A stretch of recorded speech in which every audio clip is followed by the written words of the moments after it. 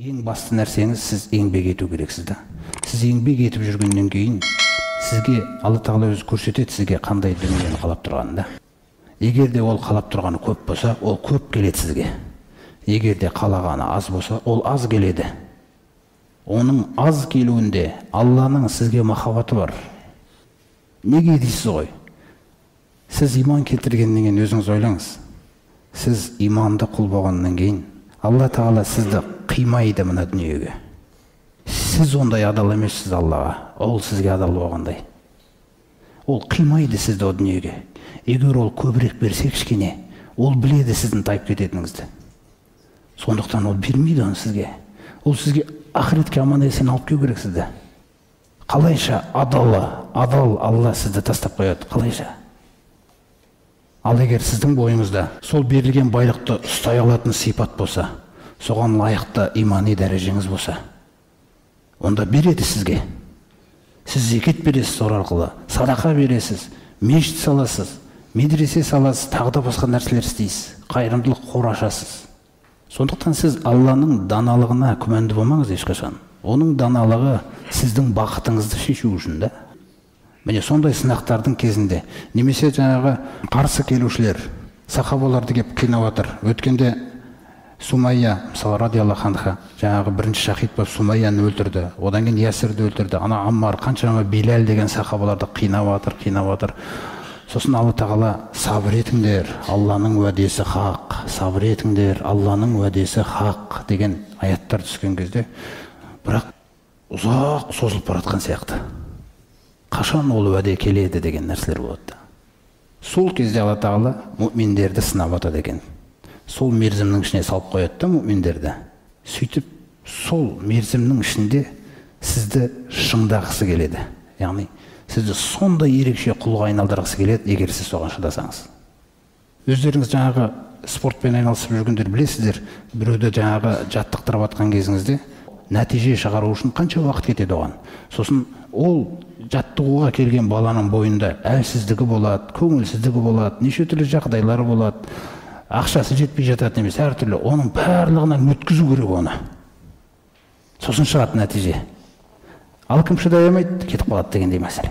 Сол сияқты Алла Тағала шыңдайды. Сол үшін Алла Тағала пайғамбарымыз саллаллаху алейхи андай аятты айтады. Ибрахим сүресінде айтады: "Вала тахсабанналлаха ғафилан амма яғмалу золимун." Анау Алла Тағаланың хақысына әділетсіз жасап жүргендердің не істеп жүргенінен Алланы бейхабар деп ойлама дейді ей Мұхаммед. Алла Тағала оларға жоспар жасап отыр екен да. Сол жоспардың ішінде біреу тура жолға келуі мүмкін, біреу аяғына дейін адасуы мүмкін. Сен ойлама дейді, мен бейхабармын деп о жақтан. Сосын айтады: "Иннама юахирухум", қараңыздар. Сөзсіз Алла Тағала оларды тек кешіктіруде ғой дейді. Енді өзіңіз ойлаңыз, егер адам тек осы дүниені қаласа, сосын Алла Тағала оған осы дүниеде жаңағы өмірінің бәрін осы дүниемен өткізуін қаласа, сізде наразылық бар ма Алланың тағдырына?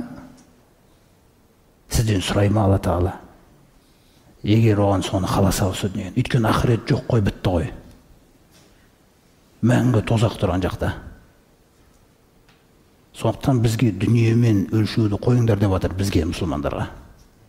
Біреудің қолында артық дүние жүрсе, артықшылық сол жақта деген сөзіңді естуші болмайын дейді ешқашан.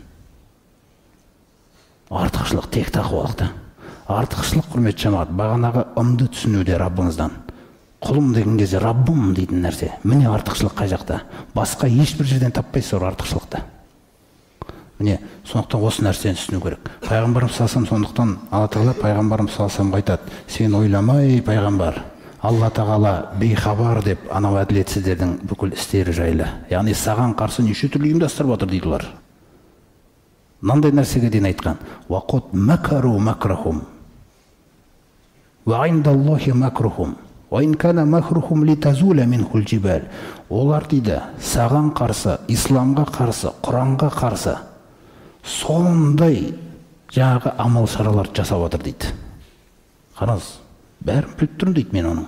Олар сондай амал шараларды жасап отыр, бүкіл амал шаралары дейді. Сосын пайғамбарымызға түсіндіріп жатыр. Ей пайғамбар, мен сенімен біргемін ғой деп жатыр қазір. Олардың бүкіл амал шарасы менің қолымда емес па дейді. Міне жүректі қалауын ақтарады. Саған көрінуі мүмкін дейді, олардың амал шарасы литазула минхул джибал. Мына сөзді қараңыздаршы. Олардың жасап жатқан амал шаралары ана тауларды орнынан қозғап әкетуі де мүмкін болып көрінуі мүмкін дейді саған. Сондай дәрежеге дейін көрініп кетуі мүмкін дейді амал шарасы. Біттік ау дегендей нәрседе. Бірақ оның бәрі менің қолымда дейді ол. Сосын таулармен сипаттағанда құрметті жабат, ана тауларды орнынан қозғап әкету дегенде біздің иманымызды айтып отыр. Иманға берік болыңдар деп отыр ғой бізге. Имандарыңа берік болыңдар деп отыр. Яғни иманның ішіндегі ең нәрсе құрметті жамағат, адамның Аллаға тәуекел етуі, тәуекел ете алу қабілеті жоқ болып кетсе, иман пайда бермей қалады. Яғни осы дүниеде өзіңді ары қарай дамытуға пайда бермей қалады ол. Сол Аллаға сенім арта алуыңды, Алланыкі дұрыс бәрібір. Алла тағала айтты ма істейді. Алланыкі дұрыс деген сенімнен тайып кетпе деп жатыр содан. Сол маған деген сол сеніміңді жоғалтып алма деп жатыр. Иманның ішіндегі Алла тағала уәдесін орындайды. Алла тағаланың амал шарасы олардікінен де күшті екендігіне. Және Аллаға тәуекел ету керек, сабыр ету керек деген нәрселер сол нәрседен жоғалқыма деп жатыр бізге.